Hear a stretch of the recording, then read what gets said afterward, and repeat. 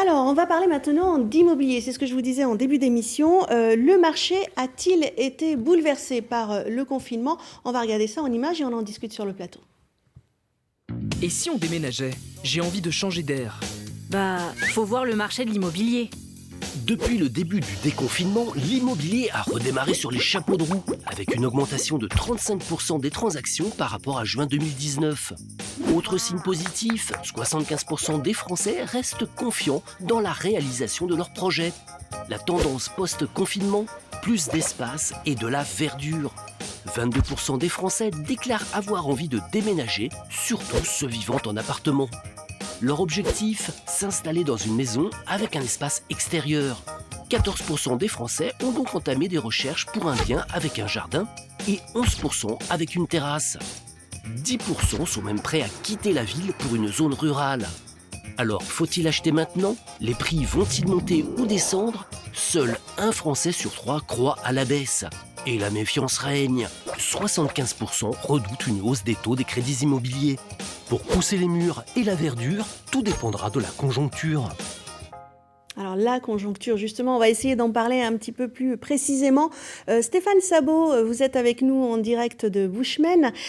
Sur votre site internet, est-ce que vous avez remarqué des changements de fréquentation pendant et après le confinement ? Alors, pendant le confinement, au tout début du confinement, il y a eu une véritable chute des consultations de notre site et des sites en général concernant l'immobilier. Mais à la fin du confinement, à environ 3 semaines avant la fin du confinement, il y a eu une véritable remontée des consultations. Et ce qui est à noter, c'est la consultation sur les recherches, par exemple, acheter une maison secondaire. Là, il y a eu une augmentation de 57%. De cette requête. Une autre requête, c'est maison de campagne.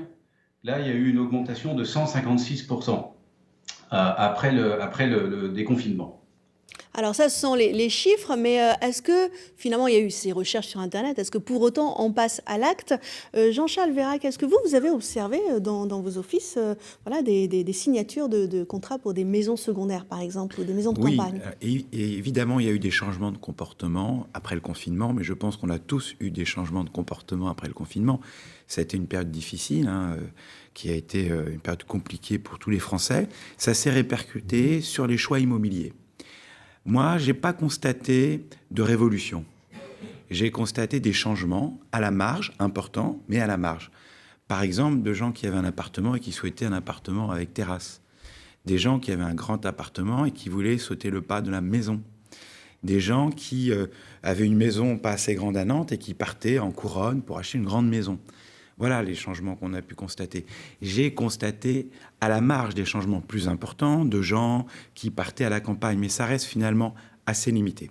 Et puis on a le marché de la résidence secondaire, qui n'est pas la même chose que le marché de la résidence principale, où là, on a évidemment constaté beaucoup d'achats sur la côte. Beaucoup d'achats sur la côte, peut-être avec un peu l'idée de la redirection d'épargne vers l'immobilier.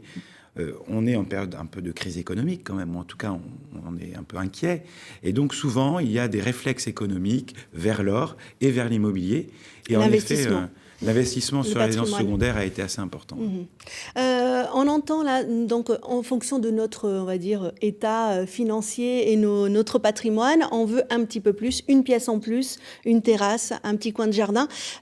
C'est aussi la tendance que vous avez observée, vous, Stéphane Sabot, dans les transactions que vous avez effectuées, par exemple, vers Bushmen? Alors, oui, je confirme tout ce qui a été dit, mais étonnamment, les surfaces n'ont pas évolué. Elles ont même baissé très légèrement depuis le déconfinement, les surfaces moyennes. Par exemple, pour les maisons, on est passé avant le confinement de 115,7 mètres carrés à 115,2.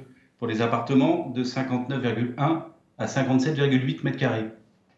C'est à cause du prix de l'immobilier, vous pensez? Et voilà, certainement. Certainement, c'est le prix de l'immobilier qui n'a pas arrêté les acheteurs, mais qui forcément bloque un petit peu quand même le budget, les possibilités d'achat. Et il faut savoir que la surface, c'est le critère sur lequel l'acquéreur va faire le plus de concessions. À partir du moment où il trouve le quartier qui lui convient, une configuration qui lui convient, il fera un effort plus sur la surface. C'est pour ça que la surface moyenne, étonnamment, a très légèrement baissé. Alors, je comprends bien, mais donc on ne peut pas parler d'exode rural alors? Je pense pas qu'on Parce que puisse là, ça aurait parler, pu compenser ce prix de l'immobilier. On quitte le centre-ville, on est à Angers, on est à Nantes, au Mans, on décide d'aller un petit peu plus loin. Alors, on a toujours Pour eu des compenser. mouvements de population de région à région. Il y a toujours eu un petit peu de déplacement parisien vers la métropole de Nantes, mais ça reste des chiffres limités qui n'ont pas augmenté. Donc pas d'invasion. Donc pas d'invasion, Entre guillemets, mais bien sûr. des envies différentes. Et alors les envies différentes vont créer un nouveau marché. Et donc je pense qu'on est un peu trop proche de cette période post-confinement pour vraiment se rendre compte des effets à plus long terme. L'achat d'une maison, c'est pas une décision qui se prend en 15 jours. Donc, dans la tête des gens, il y a ce projet, certainement, de plus de verdure, de plus d'espace. Je pense quand même, contrairement à ce que monsieur disait avant, que le télétravail, notamment, va participer à plutôt une tendance à avoir des logements plus grands. Si les gens télétravaillent, Ils ont besoin d'une pièce pour souvent, ça. ils ont besoin d'une pièce supplémentaire. Donc, je pense qu'à terme, on va avoir des effets plus marqués sur le marché. Après, le souci, c'est on veut une pièce supplémentaire, mais si on est en pleine période de télétravail, ça veut dire qu'on est dans la tranche d'âge où on a des enfants, donc ils sont déjà dans des écoles, donc les faire changer de quartier, c'est compliqué. C'est ça aussi, Stéphane Sabot, c'est une équation un peu difficile. On veut plus, mais on veut rester au même endroit, donc il faut un peu plus d'argent. Oui, c'est ça, c'est ça. Alors, c'est vrai que le télétravail va sûrement modifier peut-être les envies, et c'est vrai aussi qu'on est un petit peu tôt par rapport à cette période de déconfinement. Il y a une période certainement d'absorption des besoins dont les acquéreurs ont besoin. Mais encore une fois, la démarche d'acquisition, pour certains, le confinement a accéléré les choses, mais le projet était déjà là en fait. Et pour d'autres, effectivement, peut-être que les nouvelles méthodes de travail vont créer de nouveaux besoins avec effectivement peut-être un éloignement relatif des centres-villes. Alors, on parle d'immobilier avec un notaire, un agent immobilier. Je vous propose également le témoignage, cette fois-ci en selfie, d'un courtier. Sur la partie immobilière, en Berne, pendant le confinement, on voit une reprise significative depuis le 11 mai. Concernant la partie bancaire, on a une restriction des accords de prêt immobilier. Les banques demandent de plus en plus souvent un apport, souvent correspondant aux frais de notaire, voire plus. Et on voit aussi ce que les banques demandent, un raccourcissement de la durée des prêts. En conclusion, il y aura toujours autant d'emprunteurs, mais ce que je vois à l'horizon arriver, c'est un risque plus important de refus de prêt. Stéphane Sabot, est-ce que vous avez eu des dossiers plus compliqués à monter? Est-ce que les banques sont vraiment réticentes? Alors, il est clair que pour les primo-accédants, il faut un apport conséquent et un dossier assez solide, avec des CDI, etc. Pour ceux qui travaillent malheureusement dans la restauration ou dans le spectacle, ou vous voyez, intermittent du spectacle, bon, c'était déjà compliqué avant, mais alors là, on va dire c'est impossible, quasiment. Mais le taux de casse n'a pas véritablement augmenté pour nous, en tout cas. Ce qu'on appelle le taux de casse, c'est le refus de prêt après la signature des compromis. Mais par contre, on ressent quand même, si vous voulez, avant de signer un compromis, nous, c'est vrai qu'on est plus regardant sur le profil de l'acquéreur. D'accord, donc il faut avoir un meilleur profil qu'avant, ça va être encore plus compliqué. Jean-Charles, vous ressentez aussi cette frilosité des banques? Oui, je pense que le robinet du crédit, comme on aime bien dire, comme expression, est un peu moins important. Il y a des conditions de solvabilité avec des banques qui sont plus exigeantes. Alors ça peut être un peu inquiétant parce que on sent déjà qu'il y a un peu moins de primo-accédants. Et évidemment, pour vendre son appartement, pour acheter une grande maison, il faut d'abord vendre son appartement.